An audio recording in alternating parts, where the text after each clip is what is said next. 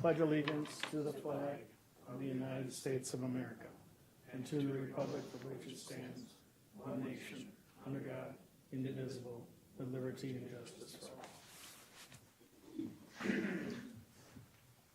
Public comment. Do we have anybody signed up? No. No public comment. For approval of the December 12th, 2023 Public Safety Committee meeting minutes. Motion made. Move to approve. Motion made by Second. Supervisor Marash, second by, who seconded it?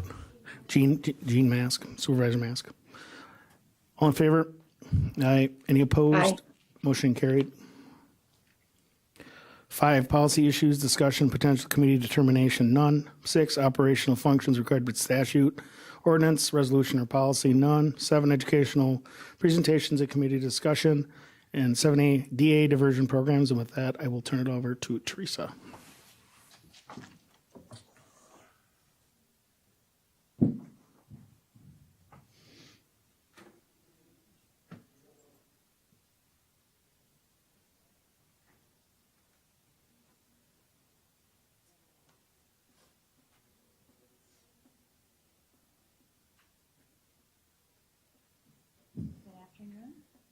Good start. Good afternoon, everybody. I am Teresa Whetstone. I'm the district attorney for Marathon County. So for those of you who don't know me, I've been the district attorney since 2016. And do you want to give me a different view on that? Mm-hmm. Thank you very much. I don't do well with PowerPoints. And when I go forward, I just do the arrow. Is that right? Yep. Yeah. Awesome. And luckily that's not in my job description, but I have been a prosecutor in Marathon County since 2002 and involved in administration of the district attorney's office as a deputy in 2006 before elected in 2016. So I have really seen a lot over the years in the development of our programs. I started here at a time when we didn't have something called diversion programs. It wasn't even on anyone's radar. It was just traditional prosecution. And then in 2007 is when we really started to develop some of these programs. So my goal here today is to give you a glimpse of the prosecutor's perspective regarding diversion programs. And my hope is that some of the information that I will share as to how we go about in the district attorney's office evaluating whether or not to support or participate in a program will give some framework for you all as a policy board to ask questions when looking at what to support or not to support, or just to get more information generally about what's going on in your criminal justice system as a public safety committee. So I guess I start with the fact that I never assume that people know what my role is in the district attorney's office as the elected, but it's my responsibility to ensure that when I'm reviewing a case, whether it's a low-level misdemeanor or a high felony, that I'm using the prosecutorial discretion that I have in our response in a way that enhances public safety and the health of our community. Okay, so you can have a low-level crime that comes into the DA's office that's disorderly conduct or an obstructing. Not that big of a deal on the surface that you might say in light of other crimes we deal with, but if it's being committed by an offender who has 7 open felony files or is on probation or has a long criminal history, we look at that differently. You don't just look at the moment in time, you have to look at the individual offender and all of the facts and circumstances. So it's very important that we include victims' rights. Oh, see, I screwed up already. That we include victims' rights when we're thinking about how to handle cases other than in the traditional prosecution way. So if we're going to divert cases either from charging or from a conviction, we need to make sure that we're honoring victims' rights. We also have an obligation to ensure that victims of of crime are made whole, and one of those things is restitution. So if there is a financial problem or as a result of the crime, that we have to be considering what is the most effective way to make that victim whole with regard to restitution.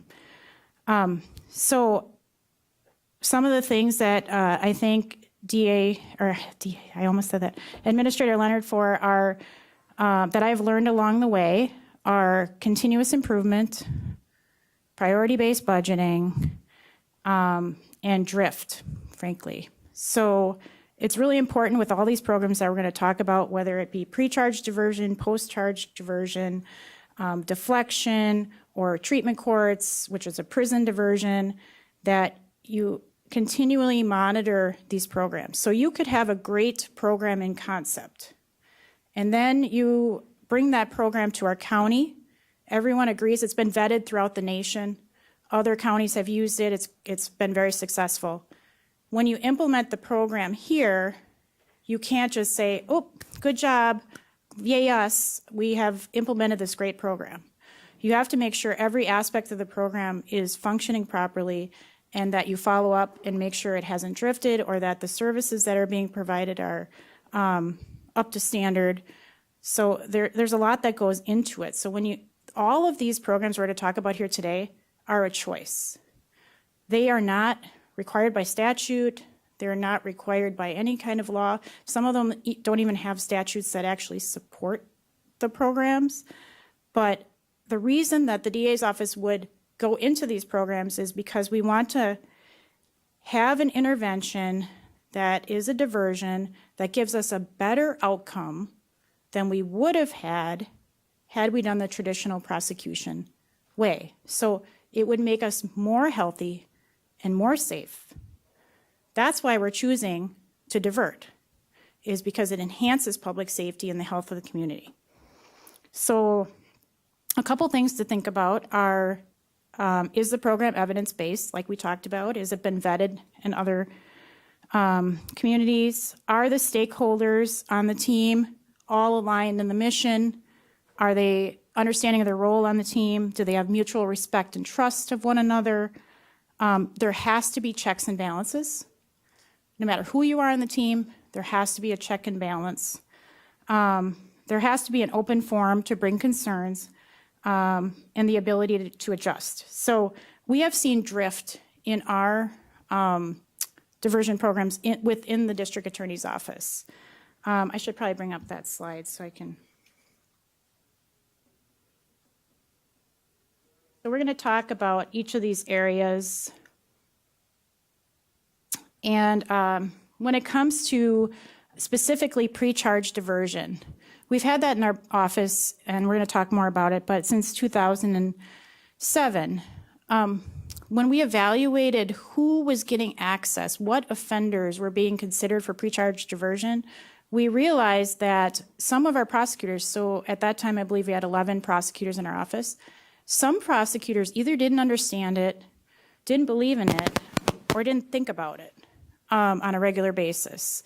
So an offender, it shouldn't be that an offender, if reviewed by prosecutor A, would be considered for diversion, but reviewed by prosecutor B, wouldn't get that diversion. So we drifted within our office, and a lot of that was due to turnover. So we had a lot of prosecutors going in and out of our office, and training got lost along the way, and so you drift. And so we saw that, and what we decided to do until we could get some stability in our office, if we have one prosecutor who is assigned and vetted, we identify first-time offenders at the opening of the file. That prosecutor, who is very invested in pretrial diversion, talks about or reviews the file. And then we have some consistency. Now we're at a point of staffing where we are going to go back out with all prosecutors reviewing again, because we have stability, but we have to be very careful, and we have to keep monitoring that. So that's just an example of something in our office. Same thing with operating after revocation offenses.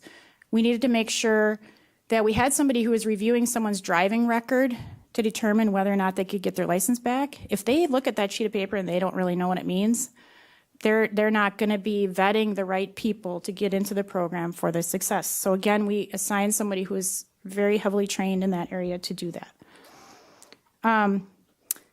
So that you must also measure the outcomes of the program, and that's how much, right, Administrator Leonard? How much did we do? How well did we do it? Is anyone better off, right? So performance measures as a district attorney are extremely important because we're talking about competing with other priorities that we have within the criminal justice system, and we only have a finite amount of resources. So we have to make sure we're expending our resources efficiently and effectively. And so we have to look at all of those aspects that I just talked about to ensure that the program is doing as expected. Also, for anyone who doesn't understand, these programs have expenses to the county. So you can look at, by way of our diversion program, and we have our diversion staff here, we'll talk about them. So we have staff costs, but we also have case management on some of the clients that goes to ADDIC, that has a cost. When you have a drug treatment court, you have a number of people we'll talk about at the table. Every one of those people is devoting their resource of time. They all get paid a certain amount of hours, per hour.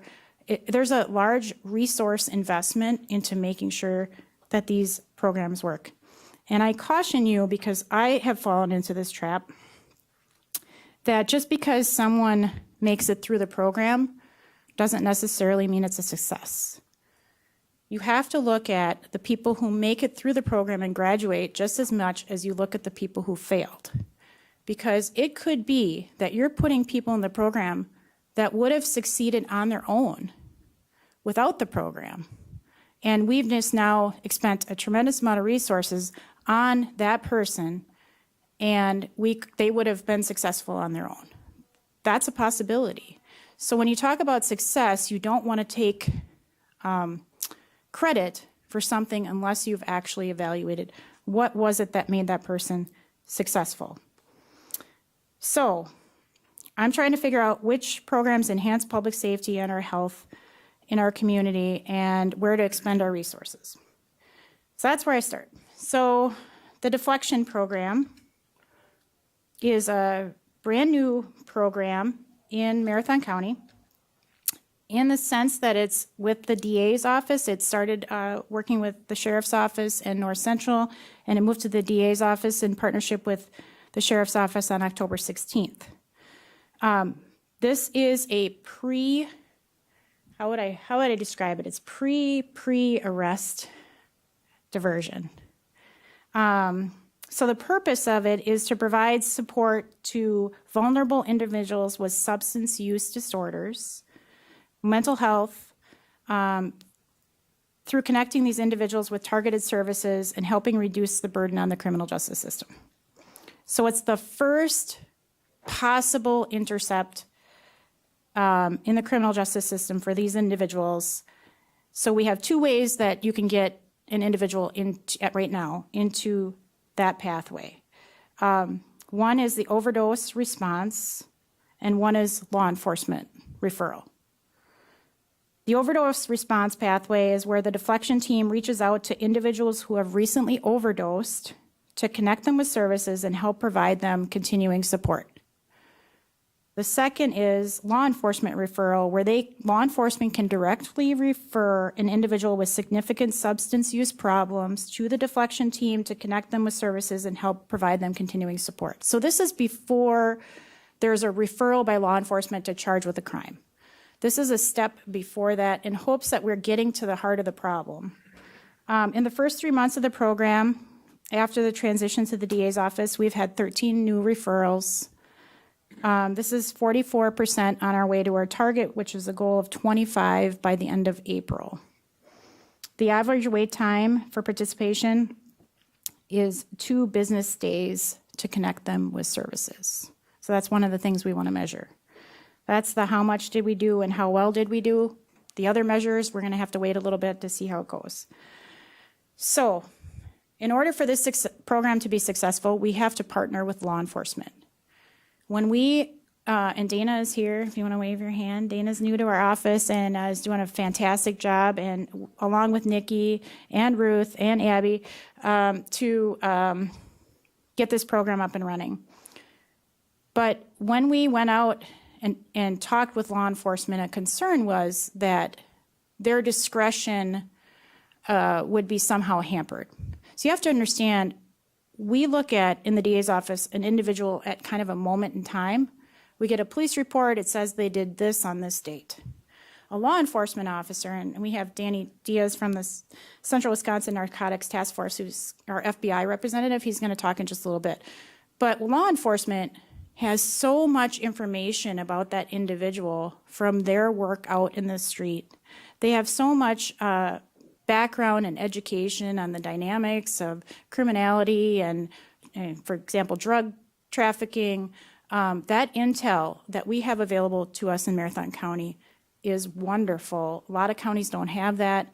They can really give us a wealth of information. So we might not know that the individual is dealing large quantities out on the street, but they have reliable, credible information that that's occurring. And so then we want to look at that and make sure there's communication, that we're not considering someone who is inappropriate for these services. So it's really important that we partner.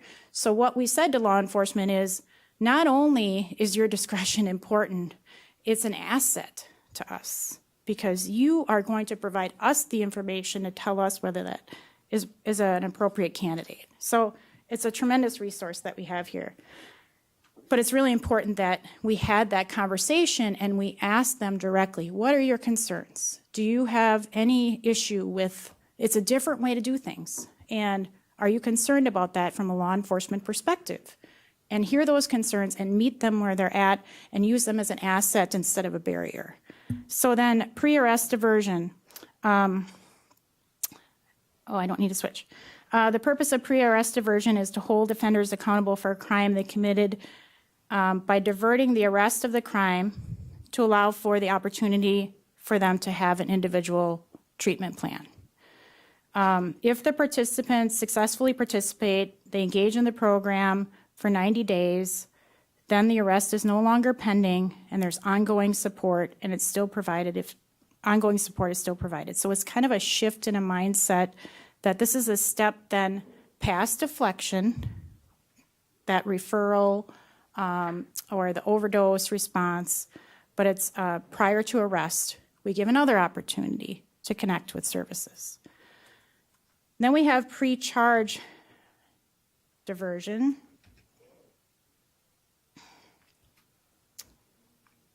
I got to hand it to you, Ruth, our diversion, why are you diversion manager? It's slipping my mind right now. She put these slides together for me and she does an amazing job of keeping track and reporting out to me as to what is happening. The traditional purpose of the pre-charge diversion program is to offer an opportunity for low-risk first-time offenders to complete an individualized agreement with the district attorney's office in exchange that they won't have a criminal record. So this program really took a shift in mindset and work with law enforcement as well, because it works best when law enforcement does not arrest. If law enforcement chooses to arrest on a low-level offense, instead of citing that person in, there is already then an arrest record in the system, and even if we divert that person, then they might not, they might show up on a criminal background check. If that person is, if they look and evaluate that person, and Ruth can chime in anything, or Nikki, that I'm saying, if that person is, even issued a citation through the county, for example, for like a disorderly conduct, that will show up on Wisconsin Circuit Court Access. So that citation, even for an ordinance, might have more of a negative impact than if the person was cited in, considered for diversion, put through an individualized plan, and then ends up with nothing on their record whatsoever. So it was really a conversation with law enforcement to have them understand the impact of that arrest versus citing in, and that shift has happened very well, I think. On average, there are 293 referrals to the pre-charge diversion program. There are currently 219 active open cases with 164 who have entered into the program, and 55 are pending signing the agreement. So that's how much did we serve, how well did we do. 73% of the participants signed the agreement and successfully complete the program. Are we better off? So we talked about the victim aspect of it. Through that program, we have collected $162,147.12 in restitution for victims since 2008. And the average recidivism rate for people who successfully complete the program, remember I said be careful about success. So with that caveat in mind, the recidivism rate is 16%. Anything you guys want to add to that? Okay.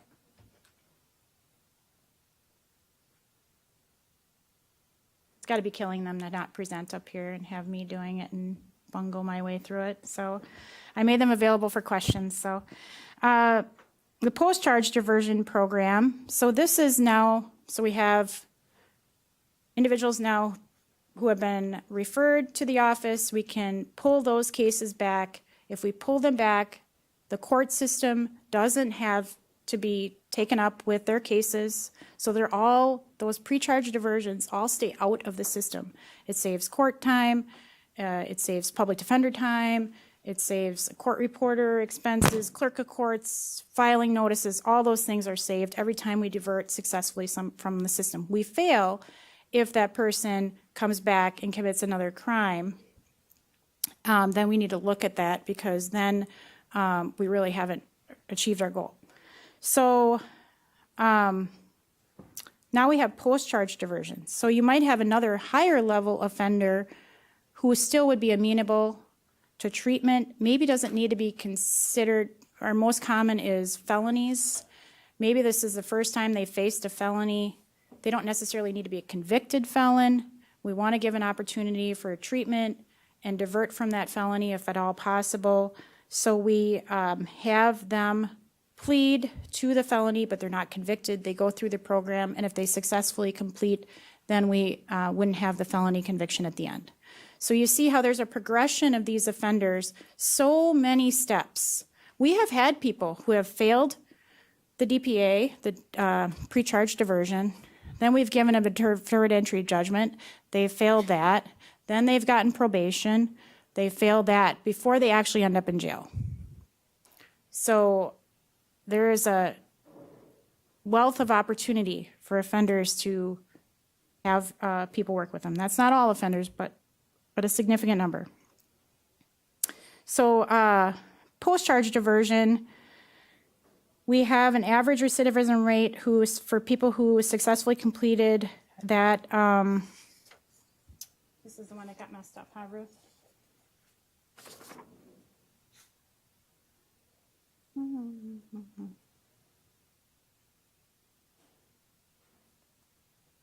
Can you help me with it, Ruth?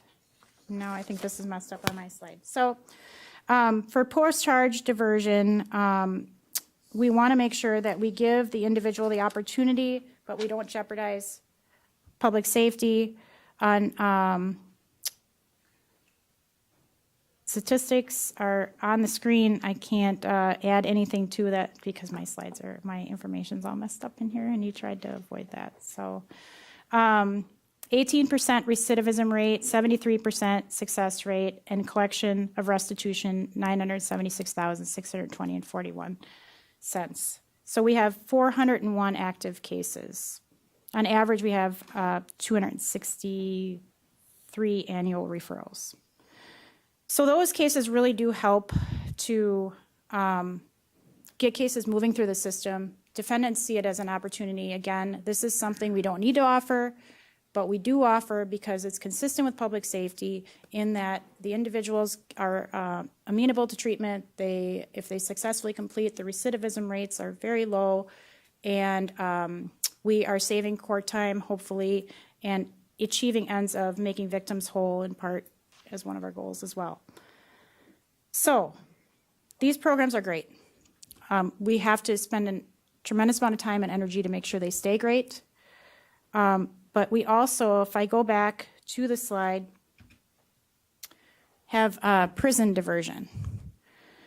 So you guys at Public Safety have heard about prison diversion, and that would be our OWI court or alcohol court and drug court. STOP would be another. So I often am presented when I talk about any kind of concerns about those programs with an anecdote of an individual who's been very successful in that program, and look at the great things that we've done for that program or for that person. And I will tell you that our prosecutors, we have assigned prosecutors for those alcohol court and for drug court.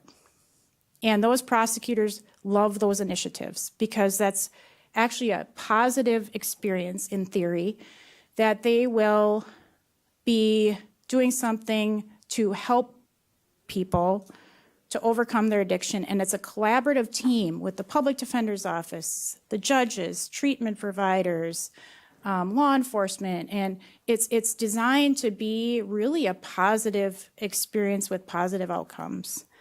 But again, we're diverting from prison, and our office, in order to participate in those programs, need to be assured that we will have a better outcome than we could have with traditional prosecution. So I appreciate you waiting, Nanny, if you want to come on up. He's an agent with the FBI. And I want to talk a little bit about, a lot has changed since Administrator Leonard was a drug prosecutor. And I wanted him to talk a little bit about the interaction between the Drug Task Force on a federal level and the District Attorney's Office, and how that, you should stand up here. You stand up here. How that actually plays a role in how we vet people for these programs and what they do and what goes in their consideration of whether someone should actually be federally indicted with the U.S. Attorney's Office. So thank you. Hi, my name is Daniel Diaz. I'm a special agent with the FBI. I've been in law enforcement now for almost 24 years. I've been an agent for the last 12, and I've been here in Wausau since 2017. Currently, I am the task force coordinator for the Central Wisconsin Narcotics Task Force. That's a task force here in the county in which it's comprised of us and local agencies. We currently have, I think it's going to be 6 state local agencies that participate on the task force: Lincoln County, Marathon County, Wausau, Everest, DCI, National Guard counter-drug programs also participating with us. And so essentially the role of us is that we look at the community, we look at the things that we need to look at to figure out how do we best make the community safer by addressing people through our narcotics investigations. Usually our investigations consist of both short-term and long-term investigations. Long-terms being the theory that, if you remove one person from a community who's a danger to them, you're not affecting all that much because there's still a mechanism and an organization in place to support that person, or you can just replace one with another. And so when we take a look at our cases, we are looking to make a larger impact by taking 9, 10 people, 12 people off at a time, using the resources available to the federal government, the knowledge of the local agencies, and just the buy-in from the local community. In regards to how we look and address people for targeting, I'll call it, because this is essentially what we do, is, as Teresa said, the people that tend to know the most about the local community are going to be the officers that are pushing up black and white at midnight and coming into contact with victims and suspects. It's going to be the investigators that are investigating these cases, and there are always names that come up. And sometimes those names don't have a criminal history. Sometimes they have a lengthy criminal history. It's usually the gauge. But the gauge we always go by is how much havoc are they wreaking upon our community? And the criminal history doesn't matter to us. It's what are they actually doing that we can address. And then with that in mind, we then go forth and we work to build a case on somebody and present it to the U.S. Attorney's Office, depending on the cases that we've done. And so that is how we work to try to address it is fantastic to have Teresa and the DA's office on board with us because they are just an absolute boon to us in how we look and do things. And so the relationship we've been able to build to discuss that where, while, sure, this person doesn't have a criminal history, the guys, will have listened to thousands of jail calls about who that person is and how people talk about them and all of the tools that we use to learn about people to say, sure, on paper they look like a really great candidate, but they're on the phone right now discussing how they don't care about probation or how they just saw their probation agent, but they went and sold some drugs right afterwards and they're getting told they're great. And so that kind of tool has helped us both ways because Teresa and her group can talk about the things that kind of they want and need to make a case to make the community safer. Is it going to be better served if this person actually gets probation or drug court and stuff like that? And on the flip side of that, our guys have a good relationship to be like, yeah, we understand that like they look good on paper, but we do not think your community is going to be safer by allowing this person to remain in it. And so that's kind of how we work. It's the same thing with the U.S. Attorney's Office. We have mandatory minimums usually when it comes to the amount of drugs that we're looking at when we're going to take a case or the crime itself. But we also have other considerations. It's not black and white. We have considerations such as, is this person a leader organizer? So is this a person that might have no criminal history, but they're directing other people to do things, and their home is a hub for the things that happened around the community. And it's those considerations that never show up on paper that we then take into consideration to then advocate for charges and federal prosecution. Or if we're talking to Kyle or Teresa saying like, no, we don't think this is a good fit for, we think the risk is too much to the community. So that's how we work together. That's what we do. And it's all about making the community safer. And so at times, people's behavior speaks for themselves, and it's having to walk that discretion of, did this person make a mistake and wants to change their life, which as Teresa says, like, then that person's probably going to succeed. Or is this person now wanting to use their system for the benefit to remain on the street, to continue to do what they're doing, knowing they get a free pass? And so it's those conversations with the DA's office that have been amazing to have because it's two sides of the same coin. We become the hammer, but they have a solution. And so it's the risk of that hammer that keeps people in line enough to want to succeed. And so I think that's really where we've seen the most success. I don't know if you've had any. Yeah, I just wanted to talk about like that. Thank you. Your focus is not on the person who has even a significant substance misuse problem. It's the person who is a leader or organizer of distribution in the community. Is that correct? Yeah, no, that's absolutely right. Is our cases generally will have 30 people, and we choose to charge 9 or 10 of them, and it's because again, there's I always tell the guys that we're looking to charge kind of like your higher level dealers, and we want to go one step above, meaning if because we're federal, we get to go to another city, we get to go to another state and address those people, and usually one below of people that are distributing smaller. And there's the people distributing smaller, and then you have all of the people that have an addiction, they have a disease, they have something that causes them to do other things. And so generally we don't address those people within the federal system. But again, it's all part of one mechanism, and so you have to be able to address it that way. And so when we choose to take somebody federal, it's not something that is light. The U.S. Attorney's Office is very stringent in the guidelines for how. And so if we come to them with somebody that does not have a criminal history, it's usually a pretty hard conversation as to, we then justify that by, look, this is the effect it's going to have on the community. This is the responsibility for the person's actions. And so it's those conversations that are kind of like the X factor for decisions to charge somebody that might look good on paper. So if you have any questions for Agent Diaz, feel free to ask them now because I don't want to make him stick around if he doesn't want to, although I'm sure he finds my presentation riveting. So if you have any questions, please feel free to ask them now. All right. I That's guess Supervisor Reich. my question would be if you could make any changes to these programs, what would it be? So with full transparency, I would say that it would be somebody that receives the benefit of one of these programs needs to feel like they've won the lottery, not like they're entitled to it.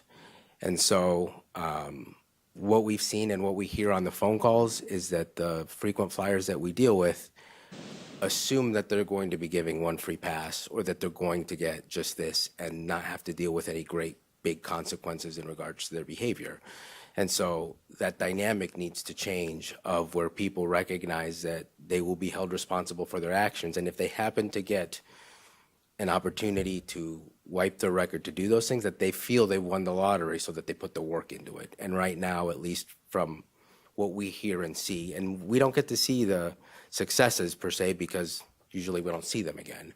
But by and large, almost everybody that we listen to on jail calls, and we listen to thousands of hours of jail calls, believe that they are entitled to drug court, believe they're entitled to this. And in fact, it's not even entitled, they just assume they're gonna get it and get a free pass and be out on the road doing what they want. And so I think the biggest change is a mindset that if you're given diversion, you're given drug court, like, hey, you just won the lottery, you better not mess it up, and holding responsible where somebody doesn't take it seriously, kicking them out and sending them to jail. And that's going to then make that person who would succeed in the program offer a slot for them and not take up resources that are being wasted on someone.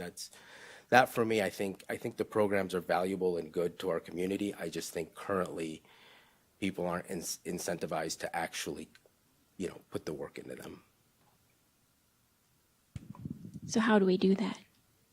I think this is where the hammer and and the carrot go, is that the sentencings and the consequences for their action, that their own actions have entitled them to. So we're not making up, we have guidelines for court judges, we have pre-sentencing that decides that.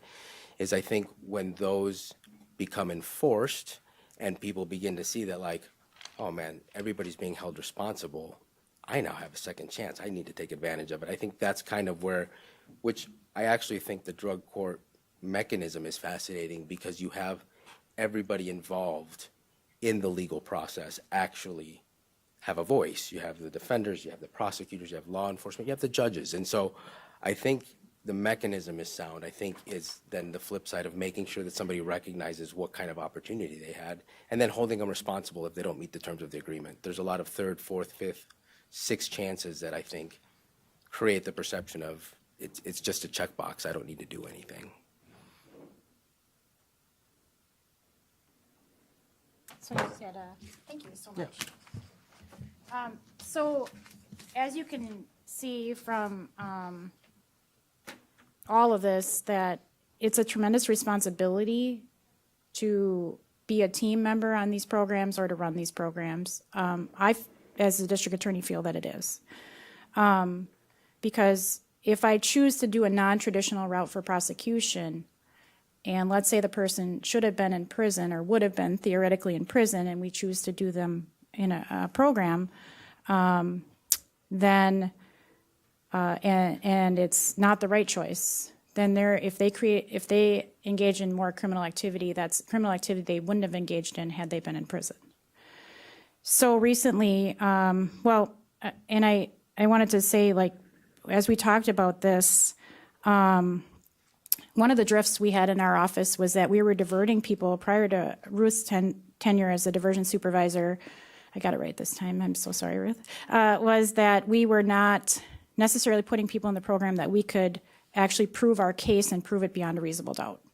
So when we are talking about people that we're diverting, starting with pretrial diversion, it's like we vetted the case for our ability to prove it as well. So if it goes wrong, we can take it through.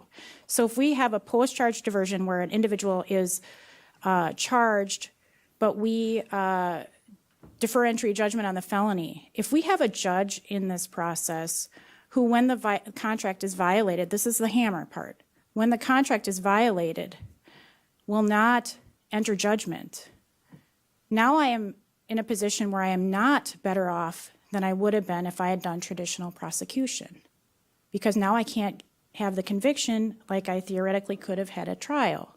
And so every part has to work successfully. And I'm very unfortunate that recently we had a breakdown of, in my opinion as a district attorney in our drug court, where we had an individual who was facing federal indictment. We indicated to the drug court team that the person would be federally unavailable because we couldn't disclose that it's an indictment, but everybody in the team knew what that meant. And that input was not, in my opinion, as district attorney, respected. It went to a vote. And the vote was 5-4 to deny the individual. But the fact that we would consider in a drug court, that's why I wanted Danny Diaz to present, an individual at that level is not consistent to me as district attorney with what the drug court model is all about. And the fact that we would take that spot with that individual, knowing the quantities, knowing that was inevitable because our prosecution worked so closely with the task force that was presented to the team, that to me shows a breakdown in that, and I cannot continue to support that, and I've expressed that to the drug court team, that I will not continue on a court that is looking at accepting those individuals despite the fact that our office and law enforcement has indicated it's not a matter of public perception, but of public safety regarding that individual, given they don't seek indictment on just anyone. And when you look at the resources that are expended on the drug court team, why that got to a vote, and then to have 4 people, when that person was going to be unavailable, they were going to be federally indicted and taken. 4 people vote still that person should be on the team. We have drifted. And I have an obligation as a district attorney to not continue on that team when that is the drift that we're experiencing, because it's not consistent with health and public safety. So I have raised concerns to the county board about SSTOP. I have raised concerns about, I believe, alcohol court to this group, drug treatment court. People say, well, you just really don't support those programs. You really just don't want to be involved in those programs. You're looking for an excuse to get out of those programs. I don't need an excuse as the district attorney. I could wake up today and say, I don't want to participate in those programs, and our office will not. They are discretionary. I don't need to make up an excuse. The reason I'm trying so hard to bring these matters forth is because I want you to convince me why I should be a part of these programs, why they are a good idea. And that would be wonderful, because it's a very important responsibility. So when I bring these concerns forth, who do I bring them to? Who do I bring my concerns to? If I bring them to the team and they're not heard, like the 5-4 vote, who do I bring my concerns to after that? So I bring them forth, I ask a little louder, I ask it a little louder, and then by the time I make it to you all, I'm pretty loud. And then people perceive me as aggressive, and I'm trying to save the program, not destroy it. So I just want people to be open to ask questions with all of this information in mind. These are good programs. We have wonderful people in this county as part of those team members, but it's my responsibility to make sure from our perspective that they are in line with our goals as prosecutors. I also wanted to have Ruth, our diversion supervisor, introduce her team, because I want to make them available to anyone who has questions or concerns beyond this meeting, because I know our time is short. Just have you know their faces if you see them around or you want to ask them questions at some point in time. That's why they're here, and to answer questions that you might have. Okay. Ruth Heinzel, diversion supervisor. I deal with the post-charge diversion caseload and also supervise these other people. Hi, Nikki Delatolis. I deal primarily in the pre-charge diversion, but I am also assisting Dana as deflection gets up and running. Dana Bittner, I run the deflection program. And I'm Abby Schrader, and I'm the office investigator. So thank you for that. want to really thank them for putting together the data here today. If you have any additional questions regarding the data, I really did a pretty horrible job of presenting it. I should have just had them do it. But if you have any questions, please feel free to reach out. Yep. So, what percent are like first and second offenders versus like multiple offenders, 3, 4, 5? Are the majority of them first and second offenders, or are there? Depends what program you're talking about. For a pre-charge diversion, most of them are first-time offenders. We currently do not track if they, how many multiple cases they have for felony diversion. So for felony diversion, it's a first-time felony, obviously, where they could have pretty significant misdemeanor record. But prosecutors usually take that into consideration and discretion. Like if they have a significant misdemeanor record and they have a first-time felony, they don't always offer diversion for felony diversion. And if your question was how many of the overall criminals are first-time offenders, is that your question? Like overall, you have this many criminals. How many of them are first-time offenders? Well, I mean, like how many get in the program, like first and second? So after the second, third, when does like the cutoff for as far as how many? Because it seems like if you only give people so many chances, and then it's like you can't so many offenses, then it's like you're kind of at a point where it's. Yeah, and every program has different kind of guidelines or rules based on what it's meant to solve, and that's kind of the part of the discretion. So prosecutors have discretion, law enforcement have discretion, how they handle a case. And criminal history is one of the number one things that a lot of people keep into consideration when making a decision on whether or not they get a chance. Even judges in sentencing and bond, all that discretionary stuff, criminal history is always something that's considered. If prosecutors see that someone has had many chances with diversion, they won't offer it again. So a lot of times people are not offered like the pre-charge diversion more than once or the post-charge diversion more than once. Usually they get that one-time chance, or even with treatment court. Deflection's a little different, where it's meant to connect people with treatment, so criminal history doesn't matter that much. It's more what the incident is and the level of substance use problems that person has. And So unfortunately, we got to end the meeting because we have another one at 2:50. sorry, can I just say what? Real quick, yeah. Really quick, I promise. Yeah. Okay, so I just want to say that it was very important for me as DA to empower the diversion staff to speak freely as a check and balance. So if our prosecutor's offering diversion to someone who they feel it's affecting the integrity of the program, that this person should not get diversion, maybe they're not thinking about it right or whatever, they will speak freely, and they will come to the prosecutor and they will say, we do not think this person is appropriate, and here's why. And there's great deference given to that resource because they have specialized training and background as well. So thank you. If anyone has any further questions for anyone sitting over there or Teresa, make sure you email them and get more information. Sorry, I had to cut it off. We have our No, I understand. meeting at 2:15. Yeah, I So understand. Sorry, I went late. nope. At this point, I take a motion to adjourn. Motion made by Supervisor Marash, second by Supervisor Opal. All in favor? Aye. Any opposed? Aye. Motion carried. All right. Thank you. Law Enforcement Appreciation Day, everybody. Thank you.